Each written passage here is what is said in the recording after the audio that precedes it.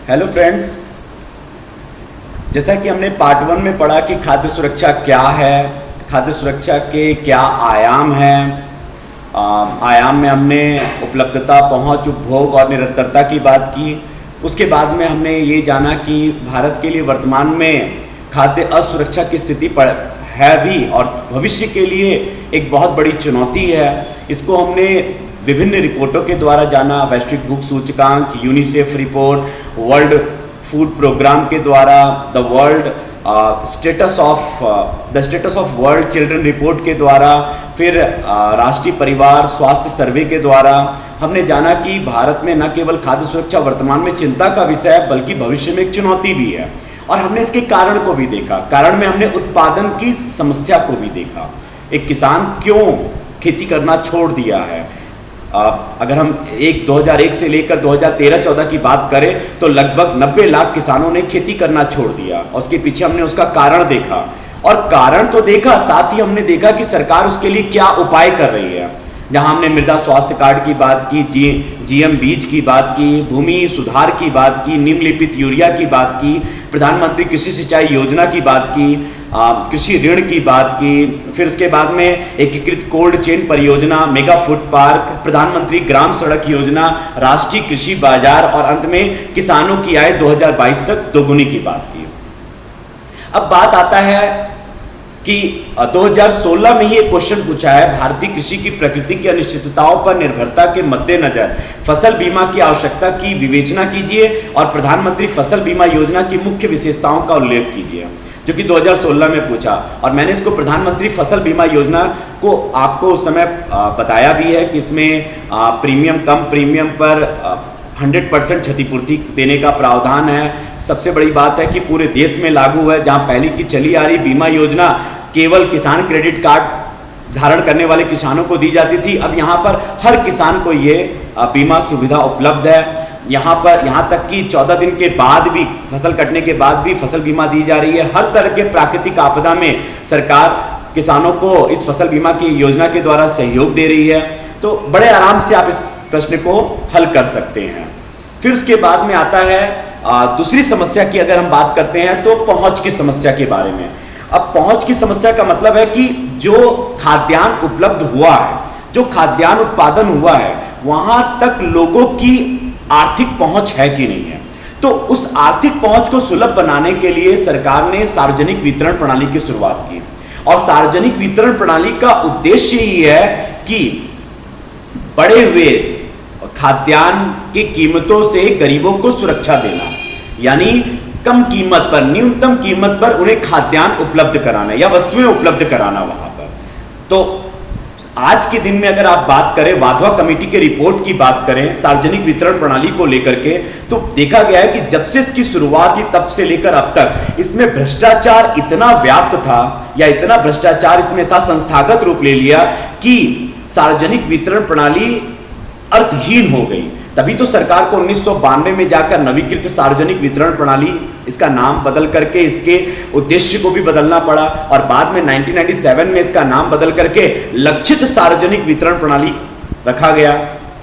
सार्वजनिक वितरण प्रणाली को सुधार करने के लिए सरकार प्रयासरत है। और इसके लिए आपने अभी हाल में ही सुना होगा कि सार्वजनिक वितरण प्रणाली में राशन कार्ड को आधार कार्ड से 100% जोड़ने का सरकार का लक्ष्य है, जिसमें 71% आधार कार्ड को राशन कार्ड से जोड़ भी दिया गया है। दूसरी तरफ सरकार सार्वजनिक वितरण प्रणाली में डीबीटी योजना को लागू करना चाहती है, जो दादर नगर हवेली, चंडीगढ़, पौंडीचेरी में सरकार लागू भी कर रखी है और लागू करके देख रही है कि इससे कितना लाभ हो रहा है या नुकसान हो रहा है, इस पर नजर रखे हुए हैं। अगर ये वहां पर बिल्कुल सक्सेसफुल हो जाता है तो पूरे देश में इसको लागू कर दिया जाएगा।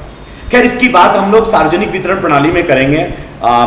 जब हम लोग पब्लिक डिस्ट्रीब्यूशन सिस्टम पढ़ेंगे तब वहां इसको खुल करके हम इसकी चर्चा करेंगे। अब बात आता है कि जो खाद्यान्न उपलब्ध हुए हैं, खाद्यान्न का उत्पादन हुआ है, वह लोगों तक तो पहुंच रहा है। तो अगर लोगों तक पहुंच रहा है तो क्या वो पोषण युक्त है? और पोषण युक्त अनाज अगर न मिलने के कारण ही है कि जो रिपोर्ट आया है कि हमारे देश में 10 लाख बच्चे केवल कुपोषण से मर जाते हैं हर साल। और 50% से अधिक महिलाएं एनीमिया की शिकार हैं। तो पोषण युक्त अनाज का होना कितना आवश्यक है। कुपोषण केवल एक चिकित्सीय समस्या नहीं है। अगर कुपोषण की अगर हम बात करते हैं तो कुपोषण आर्थिक, सामाजिक, राजनीतिक सभी समस्याओं का एक समग्र रूप है। और साथ ही साथ जो खाद्यान्न उपलब्ध हुआ ये सतत रूप से हो, और ये सतत रूप से तभी हो सकता है जब सरकार इसके लिए एक बड़ी योजना लेकर आए। और इसी को ध्यान में रखकर सरकार 2013 में राष्ट्रीय खाद्यान्न सुरक्षा अधिनियम NFSA, जिसको कहा गया नेशनल फूड सिक्योरिटी एक्ट,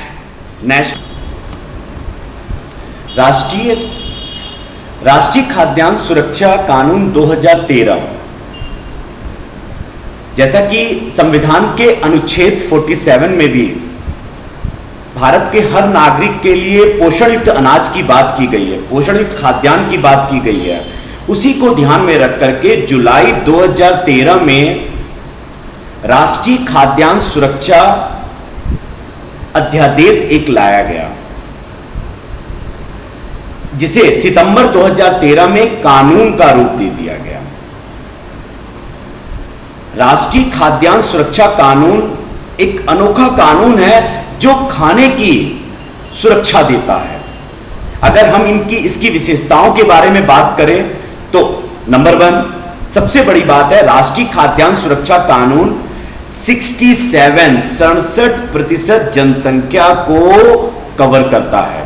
पूरे देश की 67% जनसंख्या को यह कानून कवर करता है, जिसमें ग्रामीण क्षेत्र में 75% और शहरी क्षेत्र में 50% जनसंख्या को यह कवर करता है।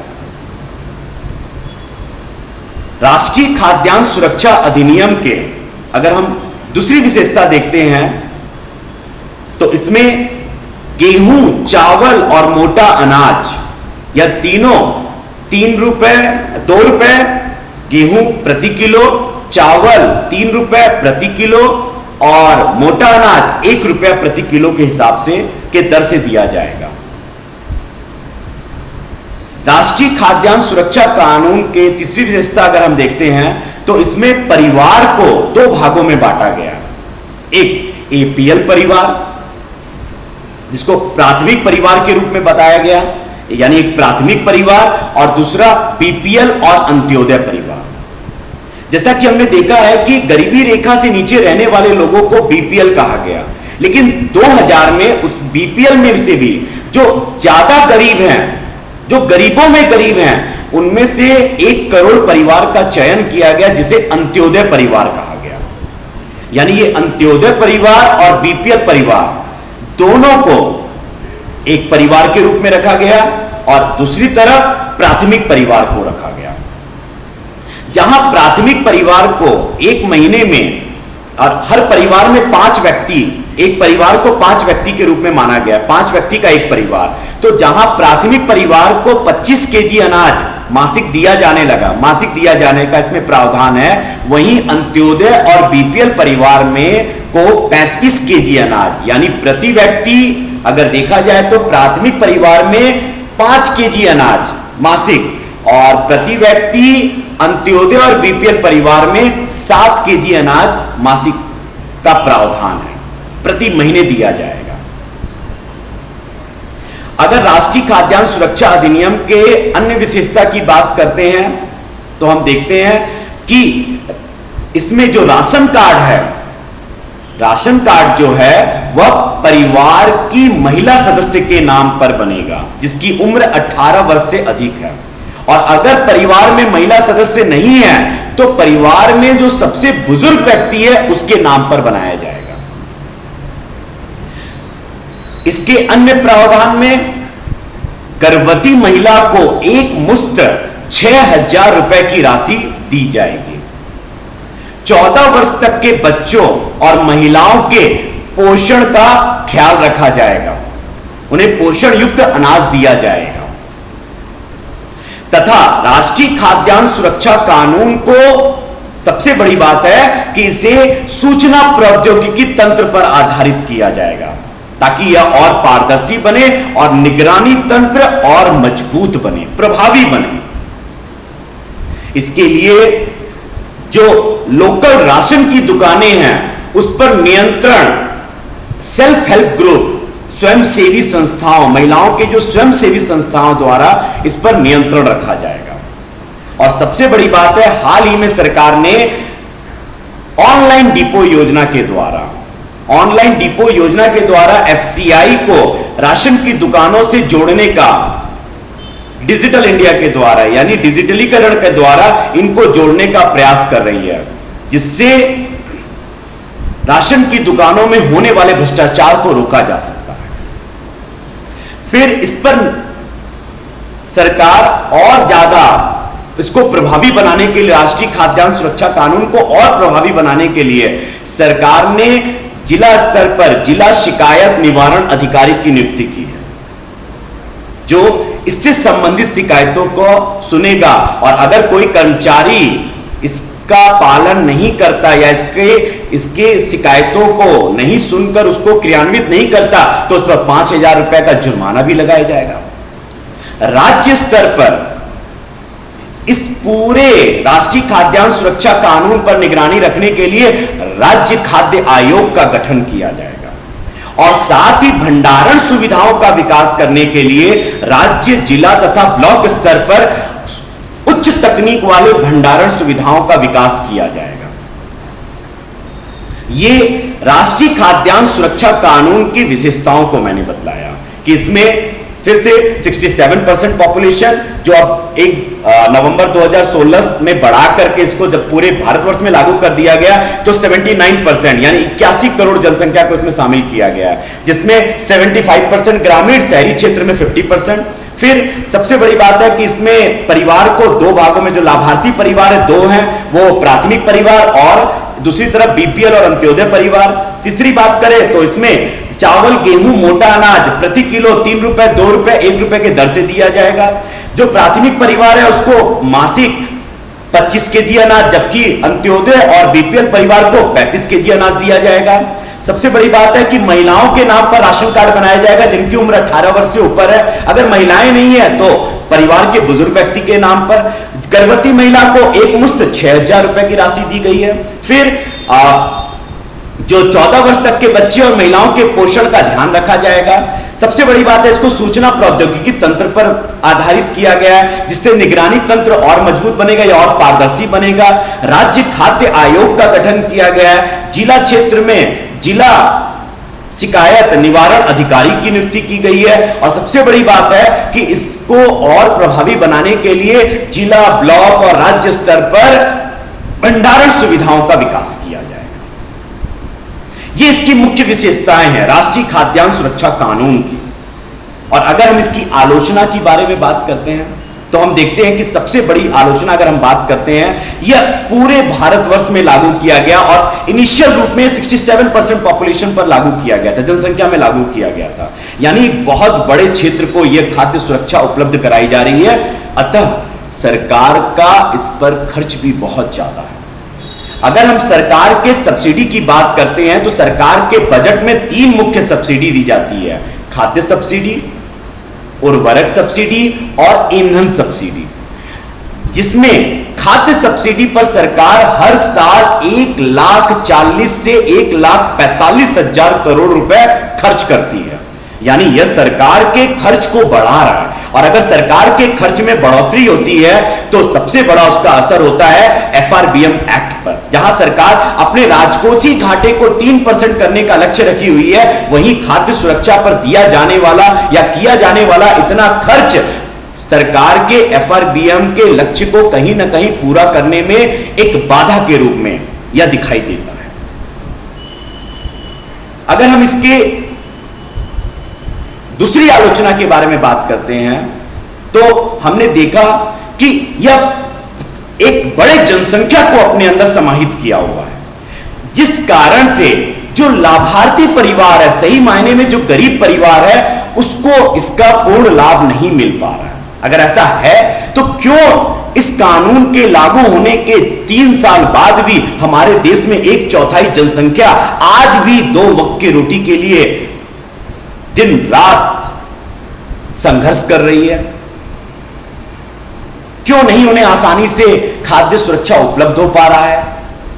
इसका मतलब सही लाभार्थी तक इसकी पहुंच नहीं हो पा रही है। उसका कारण राशन कार्ड में व्याप्त भ्रष्टाचार है। और जैसा कि खुद सार्वजनिक वितरण प्रणाली से संबंधित वादा कमेटी ने कहा था कि यह सरकार की सबसे भ्रष्ट योजना है, क्योंकि इसमें 2.5 करोड़ राशन कार्ड आज भी फर्जी हैं, बोगस राशन कार्ड हैं, और 1.25 करोड़ ऐसे लोग हैं जिनको राशन कार्ड की जरूरत है, लेकिन वो बेचारे राशन कार्ड नहीं बना पा रहे हैं क्योंकि उनके पास घूस देने के लिए पैसा नहीं है।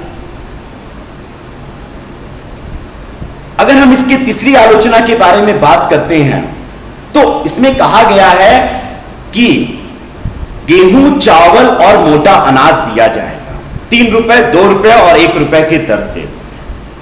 लेकिन क्या गेहूं, चावल और मोटा अनाज ही पोषण युक्त भोजन है? तो फिर यह क्यों कहा गया कि सभी लोगों को पर्याप्त मात्रा में उचित पोषण भोजन? जब हम उचित पोषण भोजन की बात कर रहे हैं तो फिर क्या गेहूं, चावल और मोटा अनाज वह उचित पोषण को पूरा कर देगा? जबकि उचित पोषण का मतलब होता है बैलेंस डाइट, विविधतापूर्ण भोजन, जहां पर आप कार्बोहाइड्रेट, प्रोटीन, फैट, सूक्ष्म तत्व, विटामिन सबकी बात करते हैं। तो फिर यह उचित पोषण युक्त भोजन कहां से हुआ? फिर सबसे बड़ी बात है कि हम बात कर रहे हैं खाद्य सुरक्षा अधिनियम में कि 35 केजी अनाज बीपीएल और एपीएल परिवार को दिया जाएगा और प्राथमिक परिवार को 25 केजी अनाज दिया जाएगा। यानी प्रति व्यक्ति 7 केजी अनाज बीपीएल परिवार को और 5 केजी अनाज प्राथमिक परिवार को। जबकि Indian council of medical research ICMR का यह दावा है या उसका यह अध्ययन कहता है कि हर व्यक्ति को न्यूनतम 1 महीने में 11 केजी अनाज की आवश्यकता होती है, और उसके मुकाबले तो यह बहुत कम है। तो फिर क्यों 5 और 7? क्यों ना 7 केजी तो कम से कम किया जाए, इतना तो दिया जाए कम से कम, और उसके मुकाबले 11 केजी के मुकाबले तो यह बहुत कम है। राष्ट्रीय खाद्यान्न सुरक्षा अधिनियम में एक विशेषता मैं छोड़ गया, और वो विशेषता था यह कि अगर आपको खाद्यान्न सरकार नहीं उपलब्ध करा पा रही है, राज्य सरकार, तो सरकार आपको सुरक्षा भत्ता देगी। बदले में आपको उतने ही क्वांटिटी के हिसाब से, उतने ही क्वांटिटी के रूप में या उसके मूल्य के रूप में आपको उसका सुरक्षा भत्ता दिया जाएगा। यह उसकी एक विशेषता है जो मैं छोड़ दिया था। अब आलोचना में देखिए कि अगर मान लीजिए सूखा पड़ गया और वहां सरकार खाद्यान्न उपलब्ध नहीं करा पा रही है, चावल, गेहूं और मोटा अनाज, और सरकार 3 रुपए, 1 रुपए, 2 रुपए और 1 रुपए के दर से उसको भुगतान कर रही है, क्या पहली बात है कि बाजार में 3 रुपए, 2 रुपए और 1 रुपए के दर से चावल, गेहूं और मोटा अनाज मिलेगा? यानी इसको मुद्रास्फीति से जोड़कर क्यों नहीं रखा गया? और मुद्रास्फीति से न जोड़कर रखा जाना इसकी सबसे बड़ी कमी है। और सबसे बड़ी बात है कि अगर कहीं सूखा पड़ गया और आप वहां धन दे रहे हैं, तो धन कभी पेट नहीं भरता है, पेट तो अनाज ही भरता है। अगर हम इसकी कमियों को देखें, तो अगर इसकी कमियों को देखने के बावजूद भी, इसकी आलोचनाओं के बावजूद भी, यह एक सबसे सफल और सबसे बड़ा कार्यक्रम सरकार का है। और कोई भी योजना बुरी या अच्छी होना यह बात पर निर्भर करती है कि उसका क्रियान्वयन कैसा हो रहा है, और योजना का क्रियान्वयन ही उसके सकारात्मक और नकारात्मक रूप को बतलाता है। अगर सरकार लक्षित होकर इस योजना को लागू करती है, सही लाभार्थी तक इसकी पहुंच होती है, तो वास्तव में यह खाद्य सुरक्षा कानून हमारे देश के जो सतत विकास लक्ष्य में भी जो 2030 तक जीरो हंगर की बात की गई है, हम उसे पाने में बिल्कुल ही सफल हो पाएंगे। इस प्रकार राष्ट्रीय खाद्यान्न सुरक्षा कानून को हम लोगों ने विशेषता और आलोचना दोनों रूप में पढ़ा, लेकिन सबसे बड़ी बात है हम इसको पोषण युक्त अनाज से कैसे जोड़ें। तो सरकार इसके लिए क्या प्रयास कर रही है? अब देखिए सरकार के प्रयास। नंबर 1, सरकार बायो फोर्टिफाइड बीजों का प्रयोग करना चाहती है और उस पर ध्यान दे रही है, उस पर लगातार प्रयास कर रही है, क्योंकि बायो फोर्टिफाइड बीज का प्रयोग करके सरकार गेहूं, चावल और मोटा अनाज में ही कार्बोहाइड्रेट के साथ साथ प्रोटीन, फैट और अन्य विटामिन और सूक्ष्म तत्वों को उपलब्ध करा पाएगी। यानी हमारा पोषण युक्त अनाज केवल ये चावल, गेहूं, मोटा अनाज, बाजरा द्वारा ही हम दे पाएंगे। दूसरी तरफ सरकार जीएम फसलों का भी विकास कर रही है। सरकार कोशिश कर रही है कि हमारे यहां भंडार गृह बड़े अत्याधुनिक रूप में हो। अगर ये भंडार गृह अत्याधुनिक रूप में होंगे तो हमारा किया हुआ उत्पादन में से बर्बादी, खाद्यान्नों की बर्बादी कम होगी, और अगर खाद्यान्न सुरक्षित होंगे, बर्बाद कम होंगे, तो ज्यादा से ज्यादा लोगों तक उसकी पहुंच होगी। कम से कम अल्प पोषण के तो कोई व्यक्ति शिकार नहीं होगा, क्योंकि पोषण व्यक्ति का, किसी भी व्यक्ति का न केवल व्यक्तित्व, उसकी उत्पादकता और अगर देखा जाए तो उसकी विकास को बताता है। कोई व्यक्ति स्वस्थ है किसी देश का, तो यह उस स्वस्थ व्यक्ति ही, मैं मानता हूं, या यह मानना ही होगा कि किसी भी देश के विकास का सूचक है। अब हमारे यहां सबसे बड़ी पूंजी है मानव संसाधन पूंजी, और मानव संसाधन पूंजी पर अगर हम ध्यान दे रहे हैं तो बहुत जरूरी है कि हमें खाद्यान्न की उपलब्धता को बढ़ाना होगा और खाद्यान्न को पोषण युक्त करना पड़ेगा। हमारे यहां सबसे ज्यादा लोग शाकाहारी हैं। अगर शाकाहारी हैं तो यह देखिए कि 300 ग्राम प्रति व्यक्ति सब्जियों की उपलब्धता की आवश्यकता होती है, जिसको उगाना आसान है, जिस पर कम लागत लगेगा और जिसको उत्पादकता के ज्यादा से ज्यादा उसकी उत्पादकता बढ़ाई भी जा सकती है। तो क्यों ना हम सब्जी के उत्पादन पर ज्यादा से ज्यादा ध्यान दें। फिर अगर इसी को ध्यान में रख करके, भंडारण को ध्यान में रख करके, सरकार अभी हाल में ही राष्ट्रीय एकीकृत 101 कोल्ड चेन परियोजना को भी मंजूरी दी है, जिससे राष्ट्रीय फूड ग्रिड का निर्माण किया जा सकेगा। और साथ ही सरकार कोशिश कर रही है कि जहां उर्वरकों के द्वारा, रासायनिक उर्वरकों के द्वारा लोगों के स्वास्थ्य को नुकसान पहुंच रहा है, वहीं नीम लेपित यूरिया के द्वारा या जैविक खाद का प्रयोग करके जो उत्पादन ज्यादा से ज्यादा बढ़े, ताकि लोगों के स्वास्थ्य को नुकसान भी ना पहुंचे। अब देखिए, एक तरफ तो हमने राष्ट्रीय खाद्यान्न सुरक्षा अधिनियम के विशेषताओं को समझा, उसकी आलोचना को देखा, उसको पोषण के साथ हमने संबंध भी किया, उसको जोड़ा भी। अगर मैं बात करता हूं, एक सवाल लेते हैं कि राष्ट्रीय खाद्यान्न सुरक्षा अधिनियम 2013 के आधिकारिक लक्षणों को बताइए। क्या राष्ट्रीय खाद्यान्न सुरक्षा कानून देश में, भारत में कुपोषण को दूर करने में प्रभावी होगा? चर्चा कीजिए। Highlight the main feature of national food security act 2013. Can it solve the problem of malnutrition in the country? Evaluate it. अब बड़े आराम से आप इसके आंसर को लिख सकते हैं। इस प्रश्न का उत्तर बड़े आराम से अब आप लिखने में सक्षम हैं। मेरे ख्याल से आपको अपने कॉपी और पेन उठा करके जिन जिन पॉइंट को मैंने बताया, राष्ट्रीय खाद्यान्न सुरक्षा अधिनियम के आधिकारिक लक्षण को बताया, कुपोषण से उसका संबंध बतलाया और किस तरह से उसको पोषण युक्त बनाना होगा, आप उसको लिख करके खुद कहीं चेक कराइए। फिर अब देखिए, राष्ट्रीय खाद्यान्न सुरक्षा अधिनियम सितंबर 2013 में पारित हुआ और दिसंबर 2013 में WTO का बाली सम्मेलन हुआ। क्या मतलब है? माने अमेरिका के पेट में दर्द हो गया। जरा मैं अब इससे हट करके थोड़ा WTO में आता हूं कि WTO क्या है। 2 मिनट पहले WTO समझ लीजिए। विश्व व्यापार संगठन क्या है?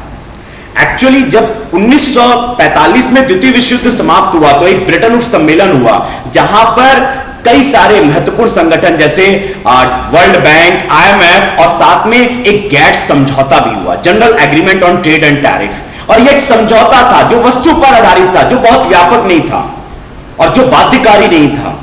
इसको बाध्यकारी बनाना विकसित देश चाहते थे और इस व्यापार को ज्यादा से ज्यादा बढ़ावा देना चाहते थे, इसीलिए वार्ताओं का दौर शुरू हुआ और 8वें दौर के उराग्वे राउंड में एक समझौता हुआ और मोरक्को के मराकस शहर में 123 देशों ने मिलकर के एक समझौते पर हस्ताक्षर किया, जिसके फलस्वरूप 1995 में WTO का गठन किया गया। और WTO एक संस्था के रूप में जिसका जन्म हुआ जो वस्तु और सेवा दोनों के व्यापार पर ध्यान देती है। और सबसे बड़ी बात है, यह केवल वस्तु और व्यापार को ही कवर नहीं करती, बल्कि इसके बनाए हुए कानून अगर पास हो जाते हैं या इसके बनाए हुए कोई भी समझौते पास हो जाते हैं WTO में, तो वह सबके लिए बाध्यकारी होता है, क्योंकि यहां निर्णय बहुमत में नहीं लिया जाता है, बल्कि यहां जो निर्णय लिया जाता है वह सर्वसम्मति से लिया जाता है। अब WTO में दो पक्ष, एक विकसित देशों का, एक विकासशील देशों का। विकसित देशों का जो नेतृत्व करता है वो अमेरिका को माना जाता है और विकासशील देशों का भारत को माना जाता है। अब जब भारत ने राष्ट्रीय खाद्यान्न सुरक्षा अधिनियम 2013 को पारित किया 2013 में कानून के रूप में, तो अमेरिका के पेट में दर्द होने लगा। क्यों? क्योंकि 2001 में दोहा सम्मेलन जब WTO का हुआ था, वहां 3 तरह के कानून, 3 तरह के समझौते हुए थे, एक कृषि से, एक उद्योग से और सेवा से। सेवा क्षेत्र में mission 1, mission mode 1, mode 2, mode 3, mode 4, जिसके बारे में हम बाद में चर्चा करेंगे WTO में। और जहां पर उद्योगों में उद्योग से संबंधित नामा, नॉन एग्रीकल्चर मार्केट एक्सेस, और कृषि से संबंधित 4 तरह के सब्सिडी की बात की गई। 4 तरह के सब्सिडी की बात की गई, यानी एक green box subsidy, blue box subsidy, अंबर बॉक्स सब्सिडी और रेड बॉक्स सब्सिडी की बात की। जहां पर ग्रीन बॉक्स सब्सिडी आप किसी भी ट्रेड डिस्टॉर्शन को पैदा नहीं करता और कृषि के विकास अनुसंधान पर दिया जाता है, इस पर कोई किसी भी तरह का कोई बंधन नहीं है और जिसका फायदा उठाकर विकसित देश अपने किसानों को ज्यादा से ज्यादा सब्सिडी देते हैं। वहीं रेड बॉक्स सब्सिडी प्रतिबंधित है, तो वहीं अंबर बॉक्स और ब्लू बॉक्स की बात करें तो ब्लू बॉक्स एक सीमा तक दी जाती है आगतों पर, बीज, उर्वरक, इस पर, लेकिन इसको धीरे धीरे 10 साल में सबको कम करना है।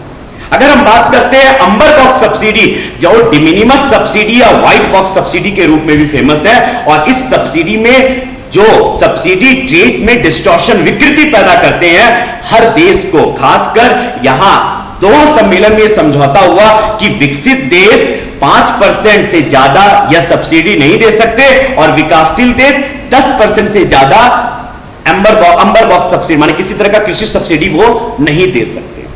यानी विकसित देश के लिए 5% और विकासशील देश के लिए 10% की सीमा रखी गई। और जब राष्ट्रीय खाद्यान्न सुरक्षा कानून पास हुआ तो अमेरिका के पेट में यही दर्द हुआ कि भाई ये तो सब्सिडी 10% को क्रॉस कर रहा है, भारत तो विकासशील देशों में आता है, तो कहीं ना कहीं यह सब्सिडी कानून का उल्लंघन, अंबर बॉक्स सब्सिडी का उल्लंघन हो रहा है, कहीं ना कहीं तो उल्लंघन हो रहा है और इसको रोका जाए। इसीलिए जब बाली सम्मेलन हुआ 2013 में, तब वहां पर, अब देखिए इसको समझने के लिए मैं एक थोड़ा नाटकीय रूप लेता हूं ताकि आपको थोड़ा समझ में आ जाए। अगर मैं इसको बिल्कुल शब्द बाई शब्द समझाने लगूंगा तो हो सकता है कि आपको समझ में उतना ना आए, लेकिन मैं चाहता हूं कि पीस क्लॉज हो, TFA हो, इसको थोड़ा आप नाटक के रूप में समझे। और बड़ा इंटरेस्टिंग है, जरा समझिएगा मैं इसको नाटक के रूप में कैसे दिखा रहा हूं। भाई अमेरिका के सामने, अमेरिका जब सब मिले तो अमेरिका खड़ा और भारत भी था सामने। भाई उस समय अमेरिका ने कहा कि भाई इसको बंद कीजिए आप, ये तो बहुत बड़ा सब्सिडी कार्यक्रम आप चला रखे हैं, जबकि आपको पता है कि 10% से ज्यादा आप सब्सिडी नहीं दे सकते, तो फिर इतना बड़ा कार्यक्रम आप क्यों चला रखे, बंद कीजिए इसको, नहीं तो आपको WTO के कानून का आप उल्लंघन कर रहे हैं एक तरह से। अब भारत पहले ही अपनी तैयारी कर रखा था, भारत पहले ही कई तरह के क्षेत्रीय व्यापार समझौते कर रखा था। भारत जानता था कि अगर उसको इस कानून के थ्रू उल्लंघन करने के रूप में अगर बाहर निकाला जाता है तो कई सारे विकासशील देश उसका साथ देंगे और वो भी बाहर आ जाएंगे। भारत ने कहा कि निकालो भाई, हमें क्या जाता है, साथ में और विकासशील देश भी बाहर हो जाएंगे।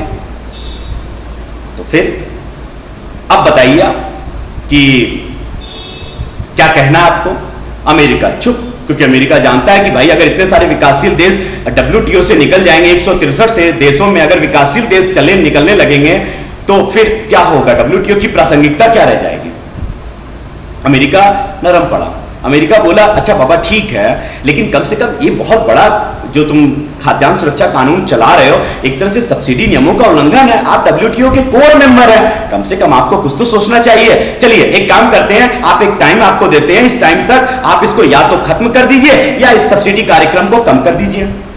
चलिए हम आपको 1 जनवरी 2017 का टाइम देते हैं। अब देखिए 1 जनवरी 2017 आप सहमति दे रहे हैं कि आप इसको खत्म करेंगे, तब तक हम लोग काम करते हैं WTO में एग्रीमेंट ऑन एग्रीकल्चर में एक संशोधन पास करते हैं, जहां पर इस तरह की कोई भी सब्सिडी अगर कोई देश दे रहा है अपने खाद्यान्न सुरक्षा पर, आपके अलावा कोई भी विकासशील देश दे रहा है, तो उसको WTO के डिमिनिमस सब्सिडी से बाहर रखा जाएगा 1 जनवरी 2017। और इसी को ही अमेरिका और भारत के बीच में एक शांति उपबंध कहा गया, पीस क्लॉज कहा गया कि 1 जनवरी 2017 तक कोई भी देश इस कानून को अगर लागू अपने देश में विकासशील देश भी करता है तो उसको पीस क्लॉज के अंतर्गत ही रखा जाएगा।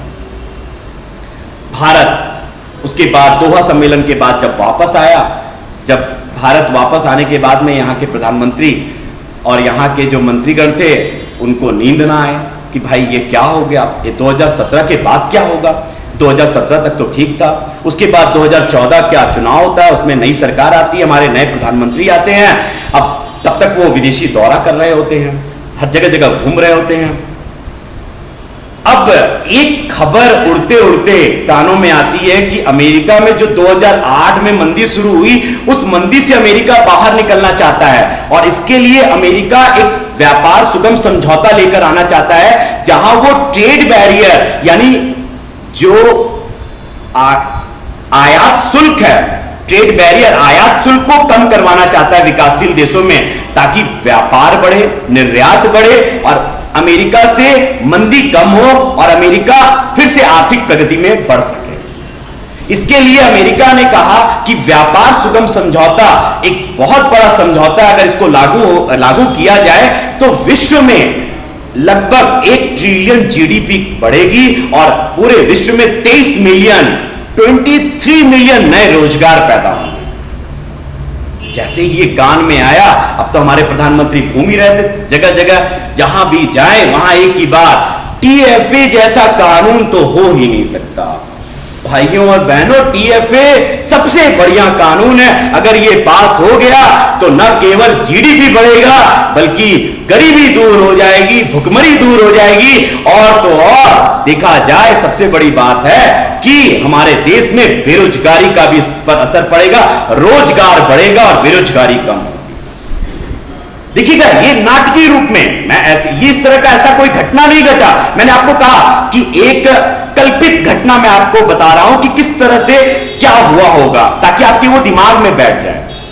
अब जब प्रधानमंत्री हर जगह बोलना शुरू किए तो अमेरिका के कान में भी पहुंचा। अमेरिका बेचारा डर रहा था कि अभी हम इसको पीस क्लॉज में उलझाए हैं भारत को, अब भारत कभी भी मेरा TFA का तो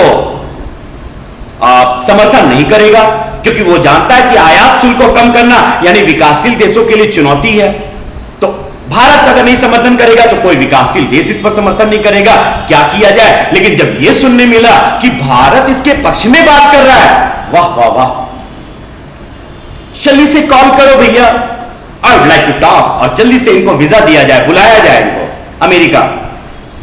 अब देखिए फिर भी ये नाटकीय रूप में मैं समझा रहा हूं, कॉल आ रहा है अमेरिका से भारत में कि I would like to talk with your prime minister, और प्राइम मिनिस्टर जब आते हैं, hello prime minister, I am from USA president, और बहुत अच्छा लगा कि आप हमारे TFA के बारे में इतना अच्छा बोल रहे हैं, चलिए वह आइए यहां पर आकर इस TFA में साइन कर दीजिए, जिससे सारे डेवलपिंग कंट्री साइन कर देंगे। Very good, thank you so much, आइए।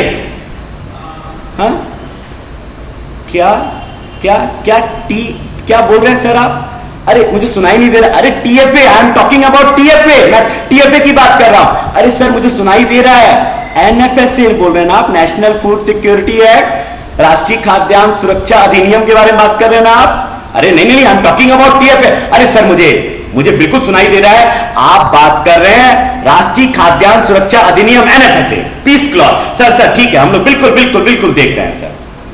अमेरिका समझ गया, बोले ठीक है, बात करने के लिए बुलाते हैं। और जब अमेरिका और भारत सामने बैठे तो अमेरिका ने एक बात कहा कि भाई आपको तो हमने टाइम दिया ही है 1 जनवरी 2017, आप सोचिए ना अपने राष्ट्रीय खाद्यान्न सुरक्षा अधिनियम के बारे में, लेकिन तब तक आपको टीएफए देखिए कितना अच्छा कानून है, कितना अच्छा समझौता है, आप इस समझौते पर साइन कीजिए और लोगों को भी और देशों को भी मनाइए।